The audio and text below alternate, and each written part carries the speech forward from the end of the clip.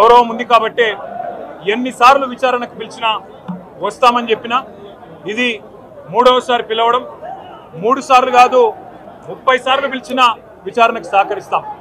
మా మీద కేసులు బనాయించి మమ్మల్ని ఇబ్బంది పెట్టి కమిషన్లు వేసి మమ్మల్ని ఏదో ఇబ్బంది పెట్టినంత మాత్రాన, వేధించినంత మాత్రాన ప్రజల తరపున ప్రశ్నించడం బంద్ చేస్తామనుకుంటే అది కాంగ్రెస్ ప్రభుత్వం యొక్క అవివేకం, అజ్ఞానం అవుతుంది తప్ప ఇంకోటి కానే కాదు. పెద్దలు కేసీఆర్ గారిని, పెద్దలు హరీష్ రావు గారిని కాళేశ్వరం కమిషన్ ముందు కూర్చోబెట్టి మీరు పైశాచికానందం పొందొచ్చు. ఇవాళ ఏసీబీ ముందుకి విచారణకు పిలిపించి కొంత మానసికంగా రాక్షసానందం పొందుతూ ఉండవచ్చు, అవసరమైతే అరెస్ట్ కూడా చేస్తారు కావచ్చు. కానీ ఒకటి పక్క, తెలంగాణ కోసం గతంలోనే జైలుకు పోయి వచ్చిన వాళ్ళం. హైదరాబాద్ బ్రాండ్ ఇమేజ్ను పెంచే ప్రయత్నంలో భాగంగా హైదరాబాద్ బ్రాండ్ని కాపాడే క్రమంలో తీసుకున్న ఒక నిర్ణయం వల్ల మళ్ళీ జైలుకు పోవాల్సి వచ్చినా భయపడేది లేదు. ఒకసారి కాదు 100 సార్లు అయినా జైలుకు పోతాం, కానీ వదిలిపెట్టాం కాంగ్రెస్ ప్రభుత్వాన్ని, కాంగ్రెస్ పార్టీని.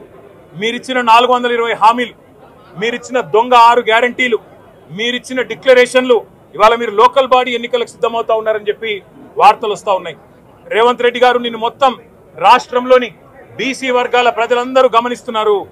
42% రిజర్వేషన్ ఇచ్చి 42% రిజర్వేషన్ ఇస్తాం అని కామారెడ్డి డిక్లరేషన్లో చెప్పి మోసం చేసి ఈరోజు స్థానిక సంస్థల ఎన్నికలకు మరి రిజర్వేషన్ ఇవ్వకుండానే పోతున్న వైనాన్ని కూడా బీసీలు గమనిస్తూ ఉన్నారు.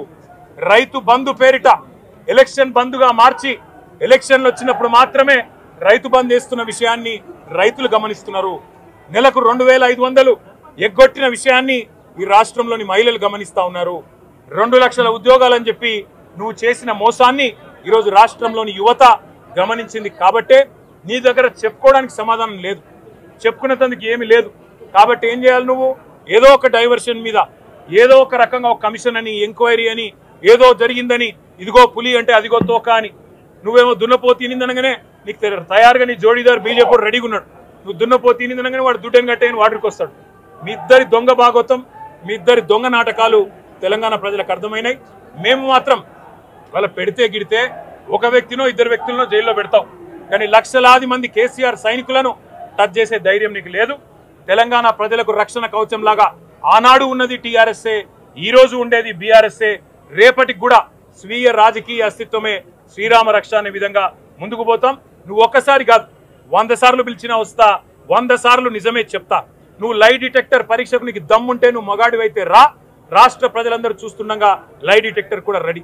నువ్వు ఒక కేసు కాదు ఇంకో 1000 కేసులు పెట్టినా మేము ప్రశ్నించడం బంద్ చేయం, కొట్లాడడం బంద్ చేయం, తెలంగాణ ప్రజల తరపున నిలదీయడం బంద్ చేయం.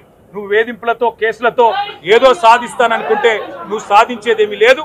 అన్నిటికీ తెగించే కొట్లాటకు ముందుకొచ్చినాం, తప్పకుండా అన్ని ఎదుర్కొంటామని చెప్పి మీ అందరికి తెలియజేస్తూ థ్యాంక్ యూ.